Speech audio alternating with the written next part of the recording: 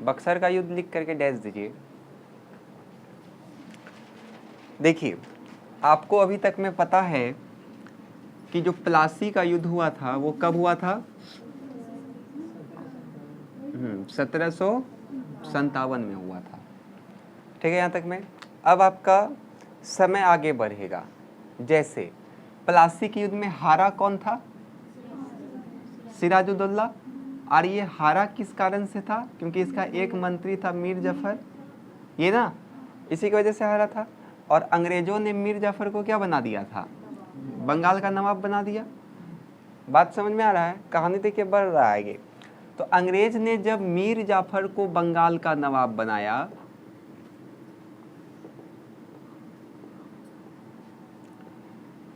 तो मीर जाफर बताइए किसका पक्ष लेगा?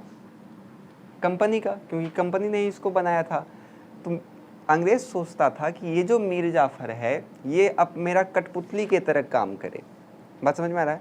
लेकिन ये भी कब तक अंग्रेज का साथ देगा? आखिर इसका तब बस अस्तित्व ही क्या रह जाएगा? राजा का तो अस्तित्व रहा नहीं इसका, क्योंकि इसको साफ साफ बोल दिया था कि हमको इतना पैसा आपको पहुंचाना है, इतना रुपया हमको समय पूर्णे से पहले पहुंचाना है। बार बार मीर जाफर को ऊपर से दबाव आता था। तो हुआ क्या, ये भी विद्रोह करने लगा अंग्रेज के विरुद्ध। ये अंग्रेज को फिर बोलने लगा कंपनी को कि आप हमको क्या दीजिए, नजराना दीजिए, बार बार हम आपको नहीं देंगे, आप हमको राजस्व कर दीजिए। तो अंग्रेज इससे तंग आ गया, तो अंग्रेज इसको हटा दिया। और इसको हटाने के बाद उसने बनाया मीर कासिम को। अब ये मीर कासिम कौन था? तो इसी का दामाद था, मीर जाफर का ही दामाद था मीर कासिम, उसको वो बनाया फिर नवाब। अब ये मीर कासिम थोड़ा होशियार था। ये सोचा कि अगर हम अंग्रेज के आसपास रहते हैं तो वो बार बार नजराना मांगने के लिए आ जाएगा, राजस्व मांगने के लिए आ जाएगा, तो अंग्रेज से हम थोड़ा सा दूरी बनाते हैं। इसलिए इसने ही अपना जो राजधानी था वो मुर्शिदाबाद से लेकर के स्थानांतरित कर दिया मुंगेर। मुंगेर समझ रहे हैं ना? तो मुर्शिदाबाद से अपना राजधानी को कहाँ लेते चले गया? ये मुंगेर। अब सोचिए, कलकत्ता के पास है मुर्शिदाबाद, कलकत्ता, और कलकत्ता से उठा करके अपना राजधानी को मुंगेर लेता है। तो आप दूरी का तुलना कर सकते हैं कि कितना दूर होगा। तो इसने अपना राजधानी को कहाँ ला लिया? मुंगेर। अब ये बात खटकने लगा अंग्रेज को कि तुम बिना पूछे कैसे ये कर लिए। बात समझ में आ रहा है? और इसके साथ साथ क्या हुआ, तो ये मुर्शिदाबाद लेकर के आ गया और इसको भी बोला गया था कि आप हमको क्या दीजिएगा? रुपए दीजिएगा। लगभग 5 लाख रुपया मांगा था कि हर साल आपको 5 लाख रुपया हमको देना पड़ेगा, कंपनी बोला था। उतना पैसा कहाँ से ये देगा? 5 लाख अभी ज़्यादा लग रहा होगा, उस समय अभी कम लग रहा होगा, उस समय 5 लाख बहुत ज़्यादा था।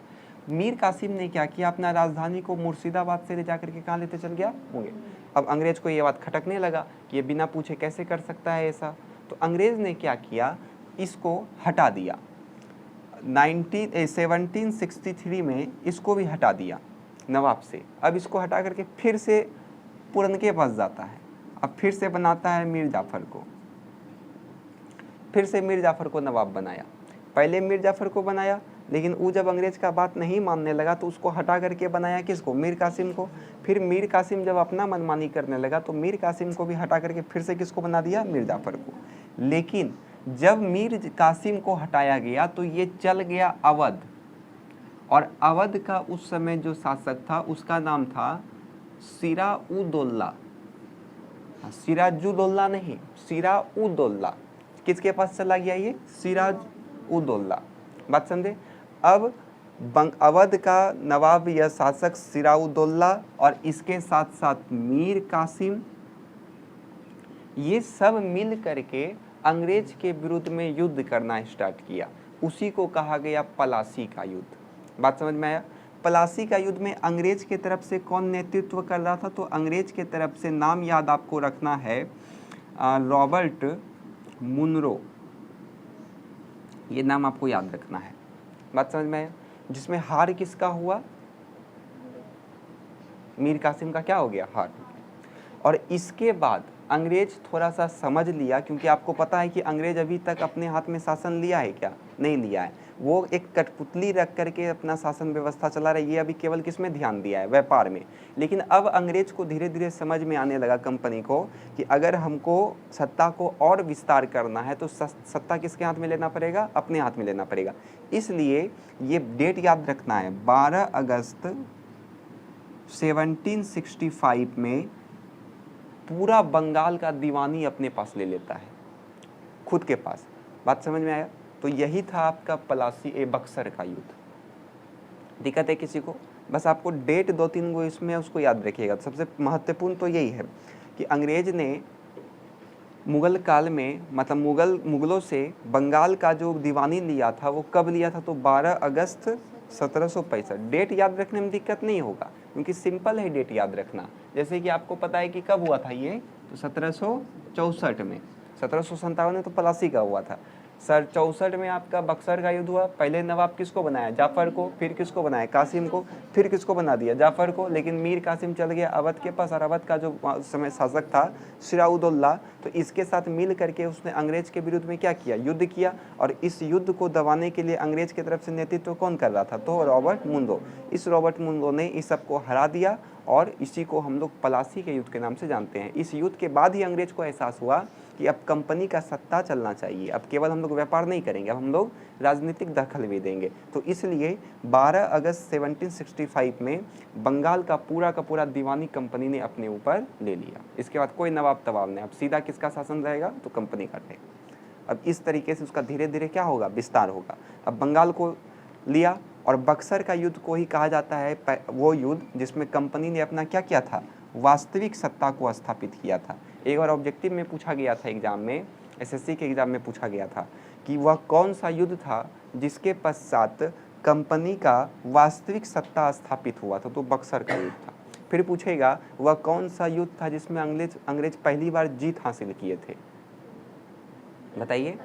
पलासी का युद्ध 1757 में वो जीत हासिल किया। उसके बाद अब देखिए, कोई भी जीतेगा तो उसका हौसला तो बढ़वे करेगा, तो उसका हौसला क्या हो गया? बढ़ गया। और जब वो पलासी का युद्ध भी जीत गया तो उसका और हौसला बढ़ गया। अब जब हौसला उसका बढ़ने लगा धीरे धीरे, अब भारत में जो रियासत है, रियासत सब समझ रहे हैं ना, रियासत है, वो अब धीरे धीरे अंग्रेज लोग मिलाएगा अपना साम्राज्य में, और इस प्रकार से एक विशाल ब्रिटिश साम्राज्य भारत में स्थापित होगा। बात समझे? देखिए, इतिहास में क्या होता है ना, 1900 के बाद का इतिहास यदि आप पढ़िएगा तो ये लगभग सब बच्चा को समझ में आ जाता है। क्यों समझ में आ जाता है? क्योंकि 1900 के बाद जो इतिहास हम लोग पढ़ते हैं उसमें वही चंपारण सत्याग्रह पढ़ते हैं आप लोग, सविनय अवज्ञा पढ़ते हैं, असहयोग आंदोलन पढ़ते हैं, लॉ एक्ट पढ़ते हैं, जलियांवाला बाग पढ़ते हैं। तो इस सब में कुछ है क्या? सबसे आसान इतिहास का टॉपिक यही है।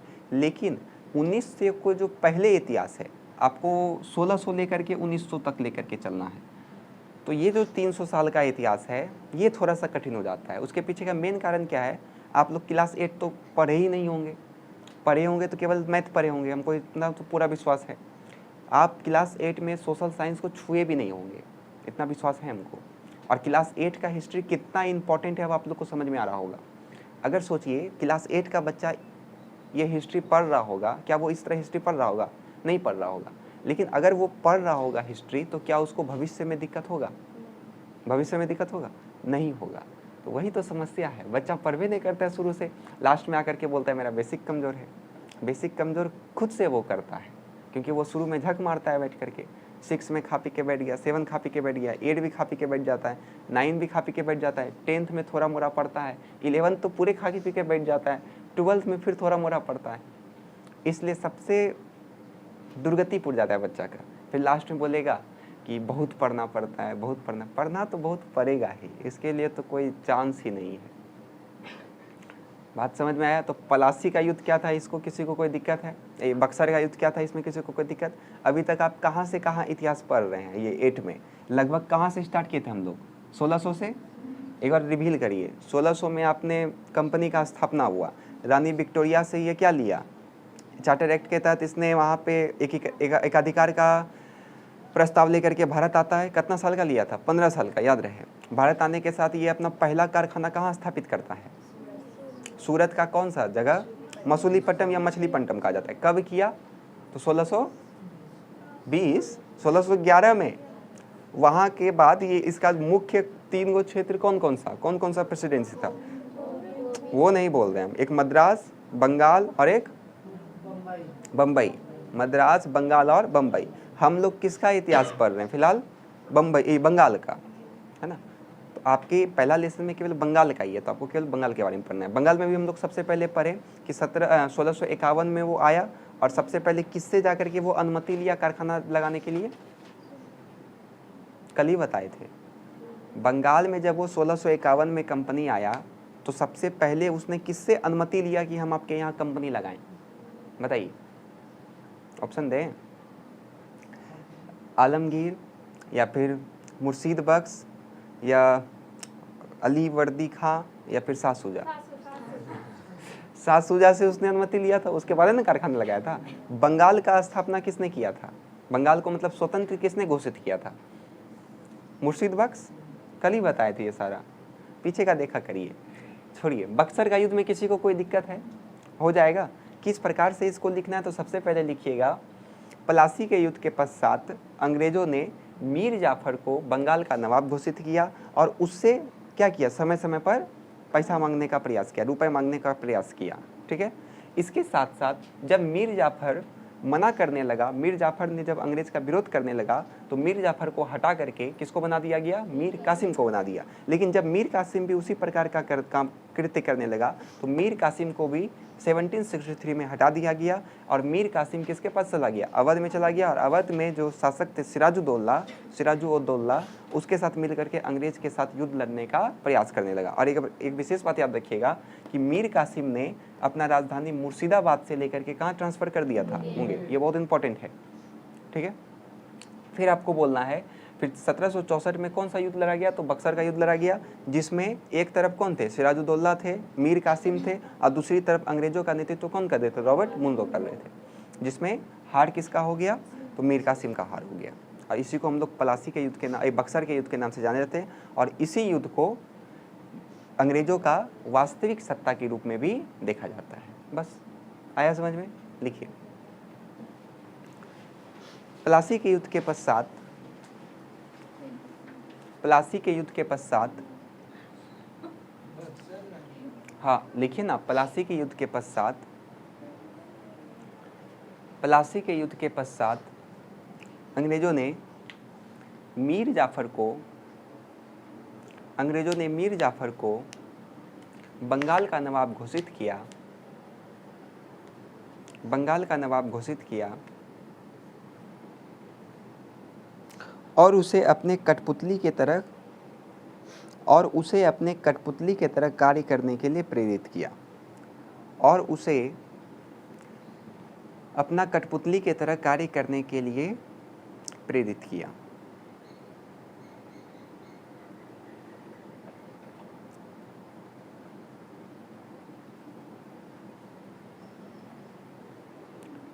कुछ वर्षों बाद ही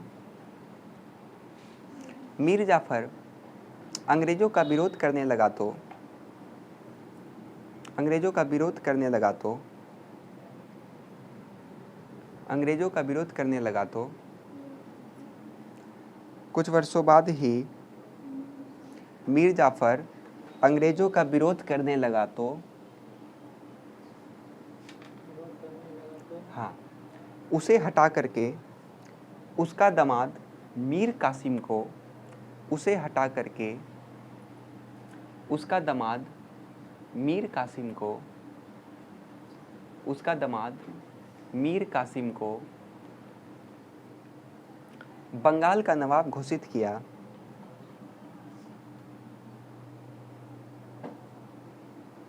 बंगाल का नवाब घोषित किया। किंतु इसके साथ भी ठीक वही किंतु इसके साथ भी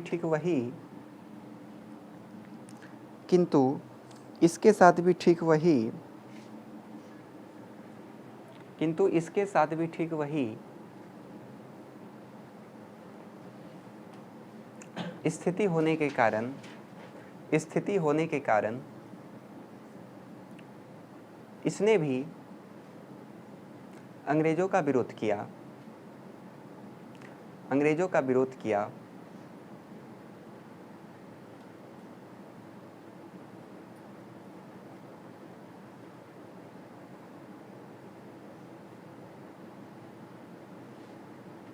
हो गया, अंग्रेजों का विरोध किया और अंग्रेजों से अपना दूरी बनाने के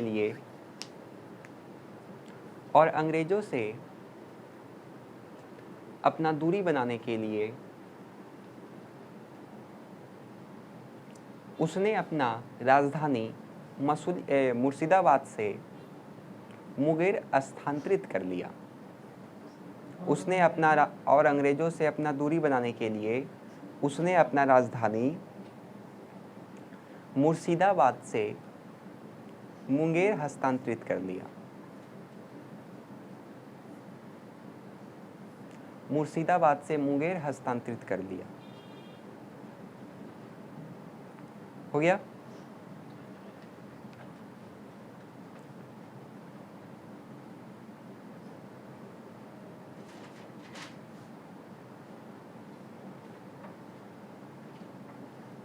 पहला चेंज। इन सब के कारण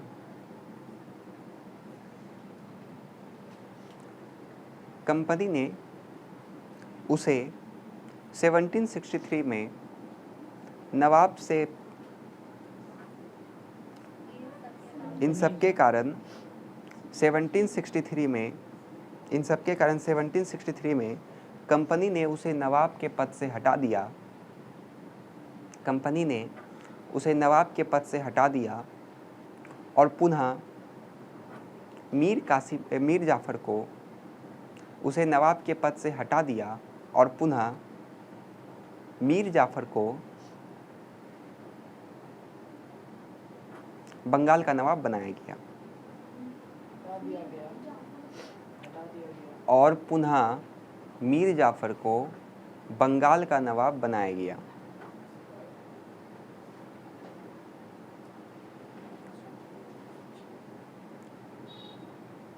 हो गया, उसके बाद लिखिए, लाइन चेंज करिए।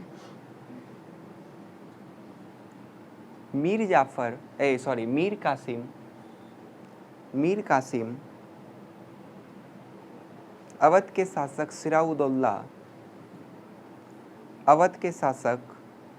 सिराउदौला के पास जाकर अंग्रेजों के विरुद्ध युद्ध का नीति बनाने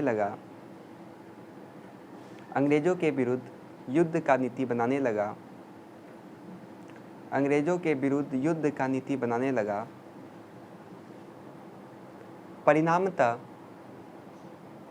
परिणामतः उनके और अंग्रेजों के बीच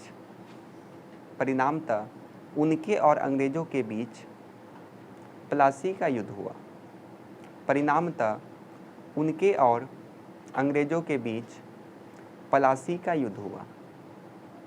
प्लासी बोलते हैं, बक्सर का युद्ध हुआ। उनके और अंग्रेजों के बीच बक्सर का युद्ध हुआ। अंग्रेजी सेना का नेतृत्व रॉबर्ट मुंदो कर रहे थे। अंग्रेजी सेना का नेतृत्व रॉबर्ट मुंदो कर रहे थे।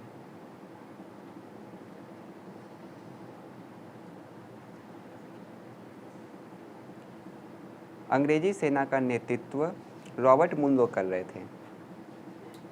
हो गया, उसके बाद लिखिए, युद्ध के बाद की स्थिति, हेडिंग दीजिए, सब हेडिंग, युद्ध की बाद की स्थिति, सब हेडिंग दीजिए, युद्ध के बाद का स्थिति, इसमें लिखिए 1765 में जब मीर जाफर का मृत्यु हुआ, 1765 में जब मीर जाफर का मृत्यु हुआ, 1765 में जब मीर जाफर का मृत्यु हुआ,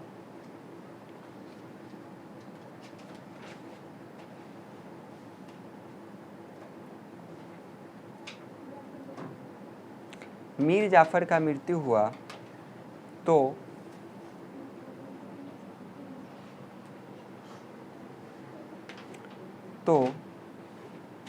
कंपनी ने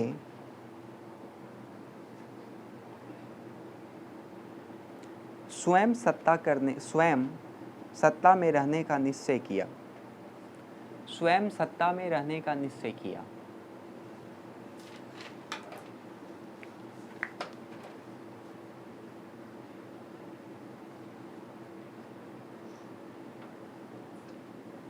हो गया।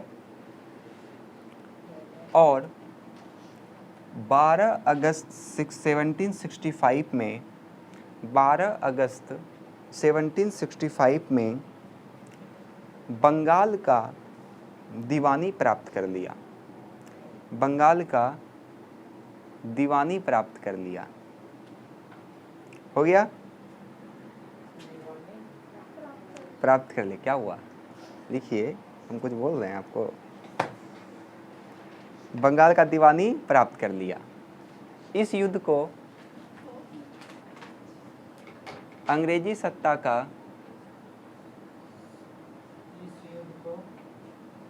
अंग्रेजी सत्ता का स्थापना भी माना जाता है।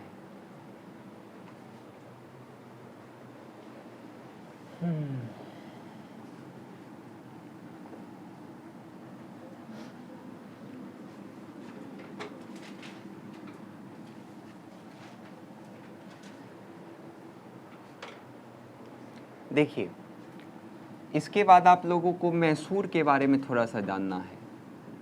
कर्नाटक में ये पड़ता है। आप लोग विजयनगर साम्राज्य का नाम सुने हैं? तो दक्षिण भारत में जो महत्वपूर्ण लोगो था, एक तो वो विजयनगर था और दूसरा एक बहमनी था। अब दोनों के बीच में एक युद्ध हुआ था 1565 में। याद करिए कौन सा युद्ध था वो? तारीकोटा का युद्ध। याद आया? तो इस युद्ध के पश्चात जो दक्षिण भारत था वहां पे कई छोटे छोटे साम्राज्य का क्या हुआ? उदय हुआ। फिर चाहे वो मराठा हो, फिर चाहे वो हैदराबाद का हो, या फिर चाहे वो मैसूर का हो। बात समझ में आया? दक्षिण भारत में जो दो मेन साम्राज्य था वो तो एक आपका था विजयनगर साम्राज्य और एक आपका था बहमनी साम्राज्य। लेकिन दोनों में जो युद्ध हुआ था 1565 में, वो तालीकोटा का युद्ध, तो इसके पश्चात दोनों साम्राज्य, जिसमें हार किसका हो गया था? विजयनगर का। इसके बाद दोनों साम्राज्य धीरे धीरे क्या होने लगा? विघटन होने लगा और कई सारे छोटे छोटे राज्यों का उद्घटन हुआ या फिर उदय हुआ। उसी में से एक नाम क्या था मेरा? तो मैसूर का था। बात समझ में आया? मैसूर में जो शासन किया था सबसे पहले, उस राजवंश का नाम आपको याद रखना है, चिक्का नाम ही सब ऐसा है ना, चिक्का कृष्णराज। नाम याद रहेगा? तो चिक्का कृष्णराज ने वहां पे सबसे पहले क्या किया? शासन स्थापित किया। किस वंश से थे ये? तो याद रखिएगा, डालवर वंश।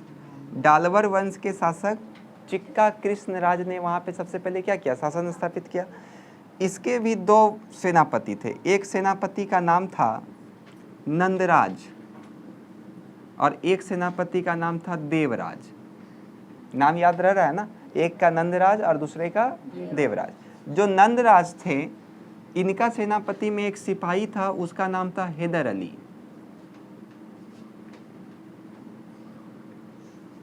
और इसी हैदर अली ने शस्त्रागार का स्थापना किया था, जहाँ गोली बंदूक सब बनता है। तो यही हैदर अली के बारे में आपको पढ़ना है, क्योंकि जो मैसूर का वास्तविक शासक माना जाता है वो इसी को माना जाता है, हैदर अली। और इसी का एक बेटा हुआ, उसका नाम था टीपू सुल्तान। सुने होंगे नाम इसका, टीपू सुल्तान का आप लोग नाम सुने होंगे। और इसी हैदर अली और टीपू सुल्तान के साथ में अंग्रेज ने 4 युद्ध लड़ा था। उसी चारों युद्ध के बारे में आपको पढ़ना है, फिलहाल इतना ही। बात समझ में आया? तो किस प्रकार से आपको बोलना है उसको ध्यान से समझिए। सबसे पहले इसमें लिखिएगा मैसूर का इतिहास में कि दक्षिण भारत में 2 प्रमुख साम्राज्य, विजयनगर साम्राज्य और बहमनी साम्राज्य के बीच में 1565 में तालीकोटा का युद्ध हुआ था, जिसमें विजयनगर साम्राज्य का हार हो गया था, जिसके पश्चात विजयनगर साम्राज्य में कई छोटे छोटे रियासत का उदय हुआ। उसी में से एक था कौन आपका? तो मैसूर। मैसूर में डालवर वंश के चिक्का कृष्णराज का शासन था, इसमें उसका स्थापना किया था। इसके दो सेनापति थे, एक नंदराज, एक कौन थे, देवराज। नंदराज के टीम में या समूह में हैदर अली नाम का एक सिपाही था, जिसने काफ़ी सारा क्या किया था, शस्त्रागार का भी स्थापना किया था। बात समझ में आया। अब इसी हैदर अली का बेटा कौन था, तो टीपू सुल्तान। तो एक एक करके हम लोग चारों युद्ध के बारे में पढ़ लेंगे। तो इसमें किसी को कोई दिक्कत है? ये था आपका मैसूर का इतिहास, हो जाएगा। चलिए इसको लिख दीजिए। क्या हुआ?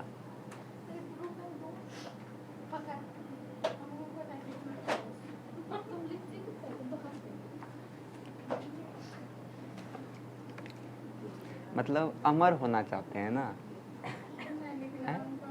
इस सोचता है कि वीडियो में बात चल जाएगा तो अमर हो जाएंगे। मुहैया करके दिखा दीजिए कि हम हैं।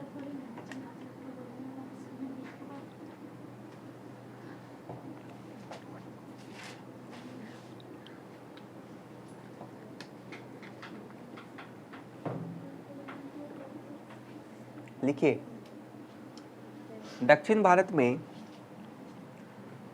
दक्षिण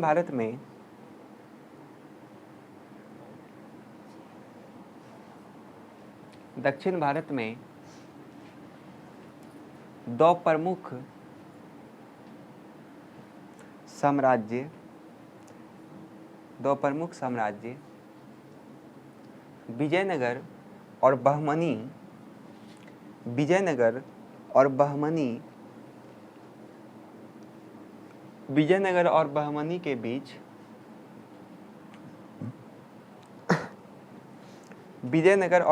के बीच 1565 में टालीकोटा का युद्ध हुआ, जिसमें विजयनगर साम्राज्य का हार हो गया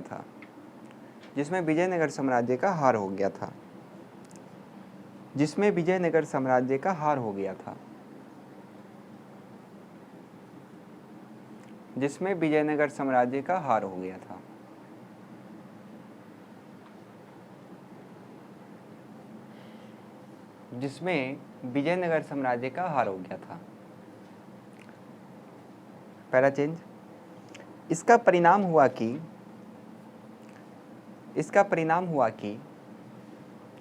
दक्षिण भारत में कई छोटे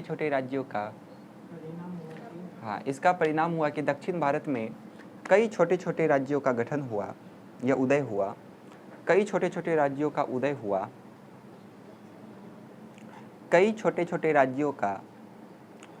हुआ।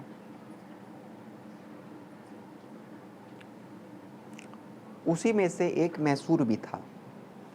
उसी में से एक मैसूर भी था। उसी में से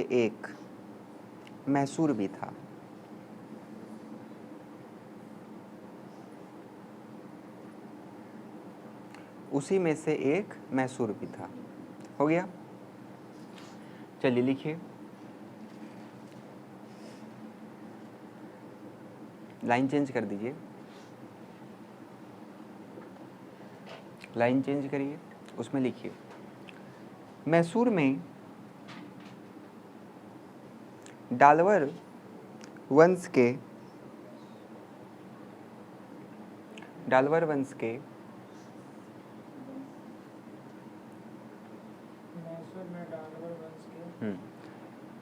चिक्का कृष्णराज का शासन था। चिक्का कृष्णराज का शासन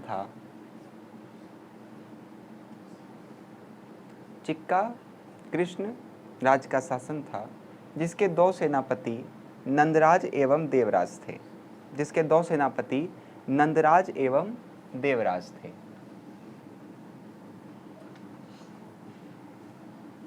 नंदराज के समूह में ही उसका एक सिपाही हैदर अली था। नंदराज के समूह में ही उसका एक सेनापति हैदर अली था।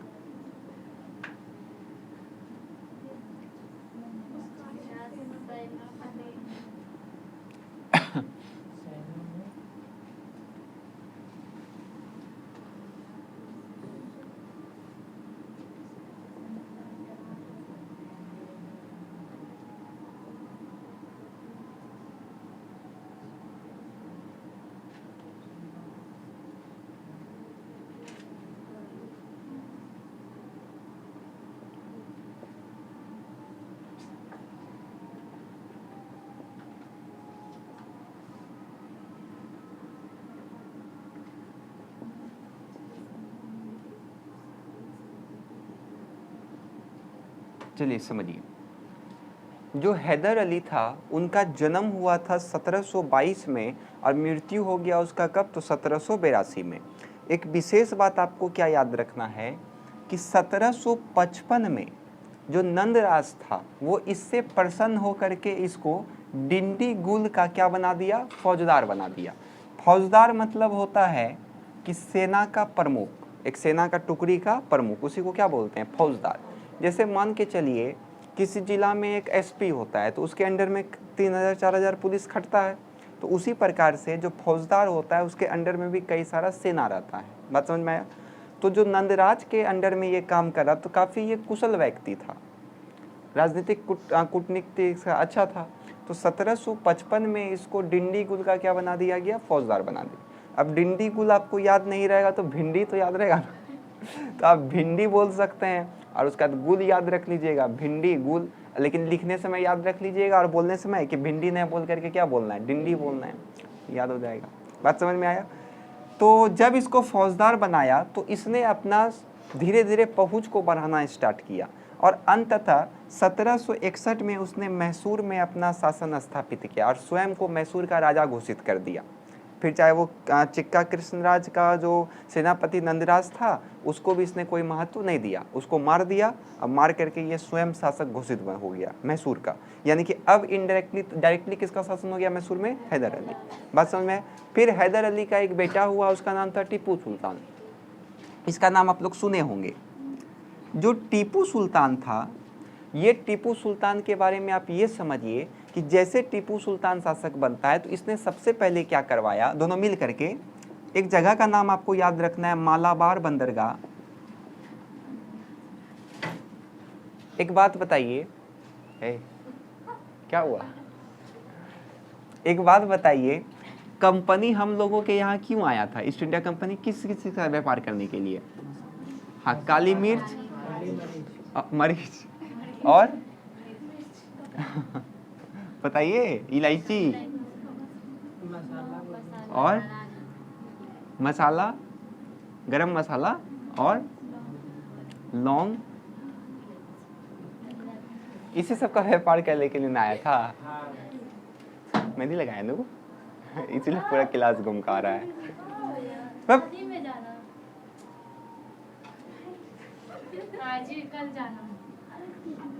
तो देखिए, कंपनी ये सब का व्यापार करता था। अब आप बात समझिएगा, व्यापार ये मालाबार बंदरगाह से करता था और मालाबार बंदरगाह है यहाँ और यूरोप है यहाँ। अब बताइए, अगर आप इसको यूरोप जाना तो डायरेक्ट ये यहाँ से ले जा सकता है कि नहीं? लेकिन अगर उसका कलकत्ता में जो शासन है तो वो घूम करके ऐसे जाएगा। तो आसान कौन सा पड़ रहा है, इधर वाला पड़ रहा है या इधर वाला पड़ रहा है? इधर वाला। तो ये तो चाहेगा नहीं कि ये मेरे कंट्रोल में रहे, चाहेगा कि नहीं चाहेगा? तो मालाबार बंदरगाह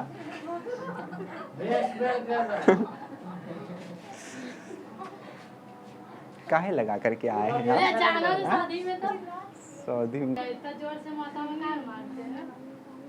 तो अब आपको पता चल गया कि जो मालाबार बंदरगाह था वो किसके अंडर में था, तो टीपू सुल्तान के अंतर्गत में था। अब बात समझिएगा, टीपू सुल्तान ने क्या बोला कि नहीं, अब आप लोग मालाबार बंदरगाह से व्यापार नहीं करिएगा, अब अपना व्यापार का अड्डा दूसरे जगह ढूंढिए। अब अगर ये व्यापार यहाँ से नहीं करेगा तो उसको काफ़ी ज़्यादा क्या होगा, लॉस होगा। इतना ही ये नहीं किया, इसके साथ साथ जो स्थानीय सौदागर था उसको भी ये बोल दिया। स्थानीय सौदागर मतलब स्थानीय जो व्यापारी था कि कोई भी कंपनी के साथ व्यापार नहीं करेगा। अब कंपनी को लग गया खीस कि ये कैसे हो जाएगा, तब तो फिर हम लोग का उद्देश्य ही खत्म हो जाएगा, महंगा पड़ता है हमको उधर से घूम करके जाने के लिए। और अति तो तब हो गया जब टीपू सुल्तान ने फ्रांस के सैनिक से या फ्रांसीसी सैनिकों के साथ मिल करके अपना सेना का आधुनिकीकरण करने का प्रयास किया। जब इतना करने लगा तो अब पानी चल गया सर से ऊपर। अब अंग्रेज बर्दाश्त नहीं करेगा। तब अंग्रेज ने टोटल कितना युद्ध लड़ा, 4 युद्ध लड़ा। और चारों युद्ध के बारे में आपको ही पढ़ना है, फिर ये खत्म हो जाएगा ये वाला टॉपिक। बात समझ में आया? तो किसी को कोई दिक्कत है यहाँ तक में? चलिए लिखिए फटाफट। अरे लिखिए, हैदर अली का जन्म 1722 ईस्वी में, हाँ यहाँ हेडिंग नहीं दी है, सब हेडिंग हैदर अली का जन्म 1722 में मैसूर के कोलार जिला में हुआ था। हैदर अली का जन्म मैसूर के 1722 में मैसूर के कोलार जिला में हुआ था।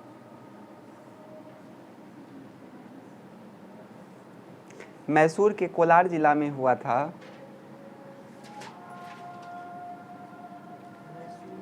कोलार जिला में हुआ था। 1755 में इसे डिंडीगुल का फौजदार बनाया गया। 1755 ईस्वी में इसे डिंडीगुल का फौजदार बनाया गया।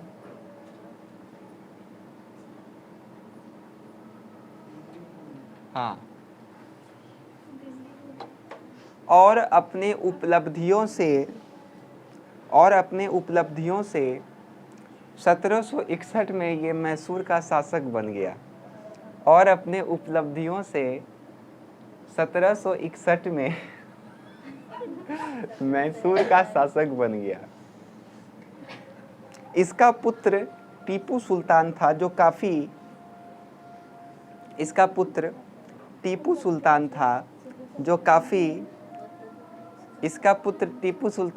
काफ़ी योग्य शासक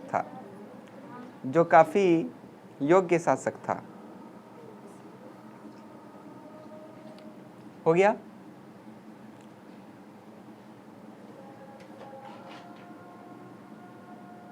हुआ। चलिए अब इसी में सब हेडिंग दीजिए। आंगल मैसूर युद्ध। आंगल मतलब अंग्रेज होता है।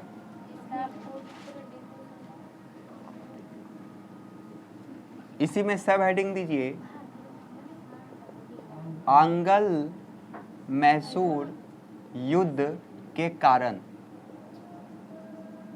आंगल मैसूर युद्ध के कारण इसमें लिखिए। टीपू सुल्तान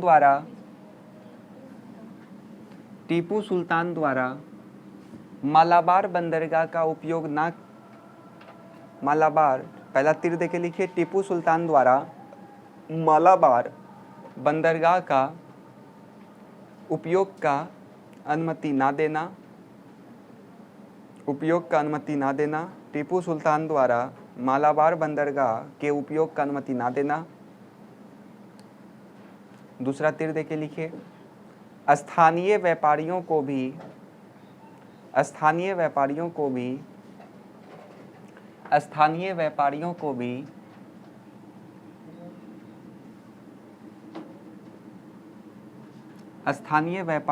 भी उनके साथ व्यापार का अनुमति ना देना।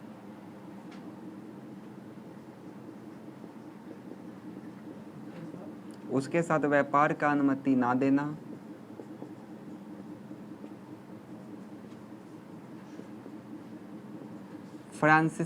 अगला तीर। फ्रांसीसी सैनिकों की मदद से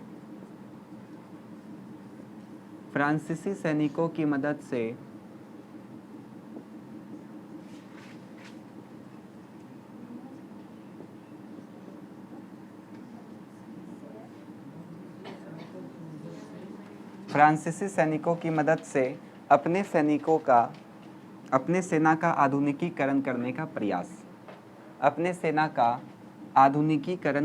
प्रयास।